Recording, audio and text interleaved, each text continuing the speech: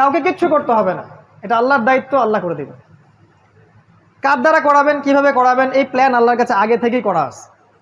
আল্লাহ পাকে লাউহে মাহফুজে আগে থেকেই লেখা আছে যে দাজ্জালকে খুঁজতে যাওয়া সেই 10 জন ঘোড়সাওয়ারের বাবার নাম কি, তাদের নাম কি, তার বাবার নাম কি, সব কিছু রিটার্ন করা আছে। এত উদ্বিগ্ন হওয়ার কিচ্ছু নাই যে এখন আমাদের অবস্থা কেন এরকম, কিছুই হচ্ছে না, এত উদ্বিগ্ন হওয়ার কিচ্ছু নাই। এটা শেষ হবে খেলাফা দিয়ে। এখন যে অবস্থাটা আপনি আছেন এটা শিরকের উপর দাঁড়িয়ে আছে। যারা দাঁড়িয়ে রেখেছে, দাঁড় করিয়ে রেখেছে, তাদের প্রতি নসিহত করা ছাড়া আমাদের কোনো আসলে কাজ নাই এই মুহূর্তে। কারণ আমরা দুর্বল, আর এটা আমাদের জন্য শোভাও পায় না যে আমরা তাদের পক্ষে বিরুদ্ধে এমন কিছু করব যেটা আমাদের শক্তি নাই। আমরা নাসিহা করতে পারি, তারা যদি রিসিভ করেন আলহামদুলিল্লাহ, রিসিভ না করলে তাও আলহামদুলিল্লাহ, অ্যাটলিস্ট আপনি আপনার দায়িত্ব পালন করেছেন।